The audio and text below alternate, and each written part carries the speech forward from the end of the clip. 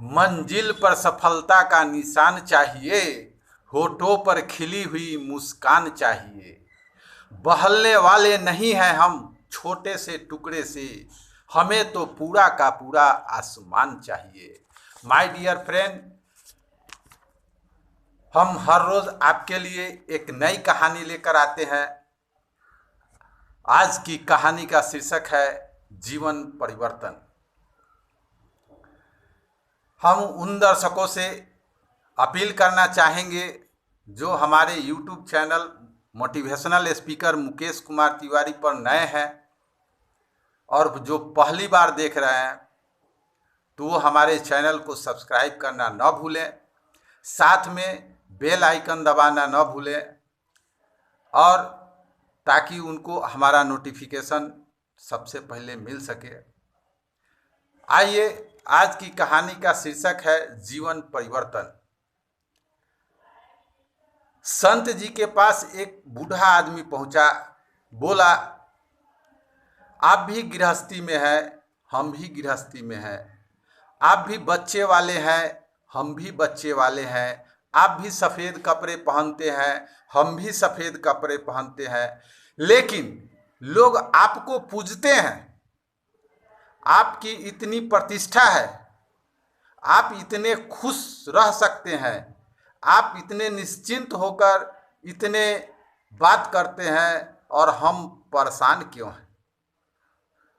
आप इतने महान हैं और हम इतने तुच्छ क्यों हैं? संत जी ने सोचा कि इसको सैद्धांतिक रूप से उपदेश देने से काम नहीं चलेगा, इसके समझ में नहीं आएगा।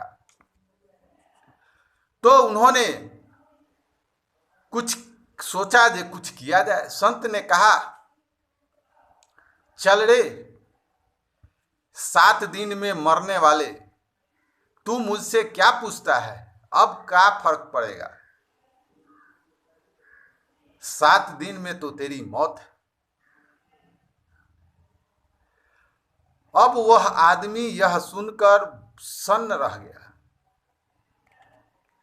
संत जी कह रहे थे 7 दिन में तेरी मौत पूरी हो जाएगी, तो यह बात सत्य है। उसने यह सुनकर वह आदमी अपने दुकान की तरफ बढ़ाया। दुकान की तरफ आया तो उसके दिमाग में संत जी का ही शब्द घूम रहा था।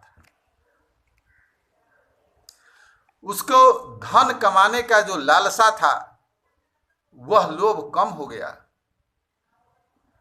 और वह हाय हाय जो किए हुए रहता था वह भी उसे कम हो गया।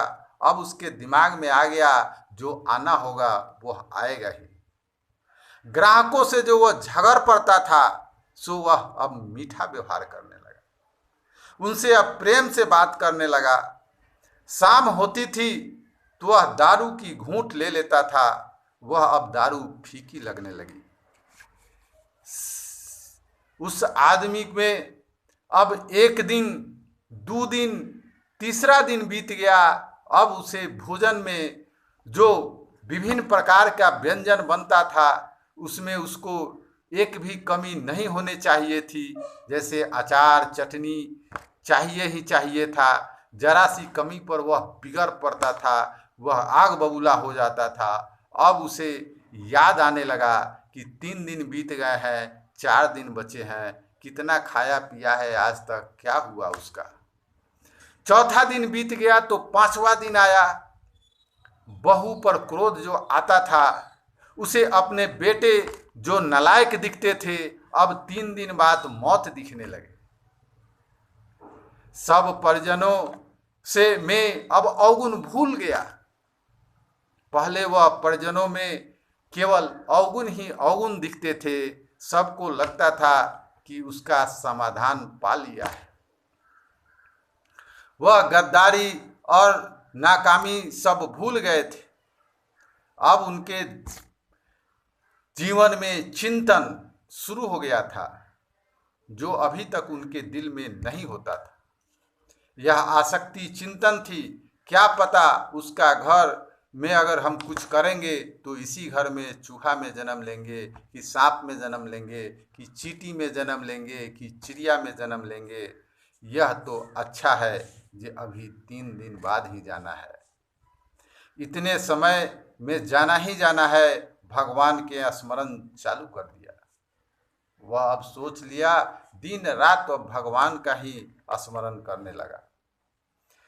उसके जीवन में जो कभी मंदिर नहीं गया था, संतों को नहीं पूछता था, नहीं मानता था, बड़े बूढ़े का वह निरादर करता था, संसार में तू तू मैं, तेरा मेरा सारा चीज वो भूल गया। अब वह जो जो समय नजदीक आता था त्यों तो वह नाम, स्मरण, सहल शक्ति, प्रेम, उदारता, विवेक आदि सब गुण उसमें विकसित होने लगे। यह देखकर उसके जितने कुटुंब थे वो सारे दंग रह गए, घर वाले सारे दंग रह गए। बूढ़ा इतना जीवन इनके परिवर्तन कैसे हो गए। हर रोज मनौती मानते थे घर के लोग, ये बूढ़ा कब मरेगा कि पिंड छूटेगा।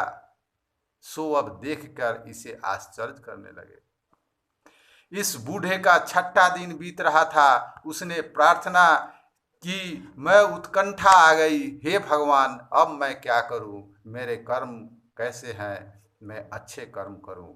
भगवान भगवान का ही जाप चलने लगा। वह रात्रि में सो नहीं पाया। सुबह जैसे ही वो उठा तैसे ही अपने परिवार को जगाया और कहा, हमसे जो गलती हो गई है उसे माफ कर देना। अब मैं जा रहा हूँ, तुम गोबर से चौका लगा दो, मेरे मुंह में तुलसी को रख दो, मेरे गर्दन में तुलसी की मलिका बना दो, पहना दो, और मेरे जाने के बाद तुम लोग रोना नहीं, चूंकि मैं भगवान का चिंतन करते ही मरना चाहता हूँ। यह सब सुनकर वहाँ पर उनके जितने कुटुंब थे वह कहा जे अब तुम अच्छे हो गए हो, तुम्हारा व्यवहार अच्छा हो गया है, तब तुम जाने की बात क्यों कर रहे हो। सब परेशान हो गए घर वाले। उसी समय जो संत जी वहाँ से गुजर रहे थे तो संत जी का पैर पकड़ लिया वहाँ जाकर और अपने घर बुला लाया और कहा जे देखिए। तो संत जी ने उसके घर पधारे और उन्होंने आते ही पूछा, बूढ़े से पूछा जे क्या बात है, क्यों सोए हो। महाराज, बूढ़ा बोला, महाराज आप ही ने तो कहा था कि 7वें दिन तुम्हारी मौत है और 7वें दिन आ गई है। संत ने कहा, तुमने मुझसे पूछा था कि तुम में हम में क्या फर्क है, तो मैंने कहा था कि तुम्हारी 7 दिन में मौत होगी और मौत 7 दिन में ही गुजरेगी, और तुमने 7 दिन मौत में ही गुजार दी, 7 दिन ही में दिख दी। और बताओ तुम्हें 7 दिन में आने वाली मौत को देखकर कितनी बात दारू पीने का तुम्हें मन किया। तो बूढ़ा बोला कि एक बार भी नहीं।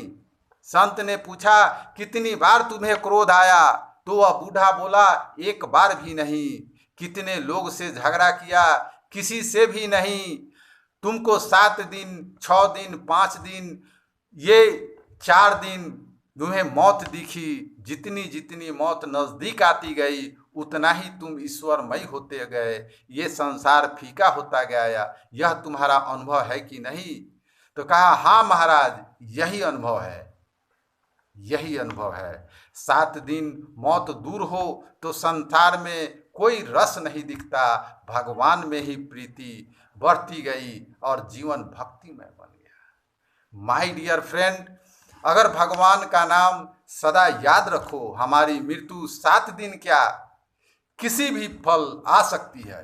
यह सदा यह याद रखना कि हम सभी 7 दिन में मरने वाले हैं, हम सभी से प्रेम पूर्ण व्यवहार कर पाएंगे। माय डियर फ्रेंड, ये हमारा वीडियो कैसा लगा ये हमें कमेंट करके ज़रूर बताएंगे। साथ में ये मेरा YouTube channel motivational speaker Mukesh Kumar Tiwari को सब्सक्राइब करना न भूलें, ताकि हमारा वीडियो आपको सबसे पहले मिल सके। थैंक यू, गुड मॉर्निंग, नमस्कार।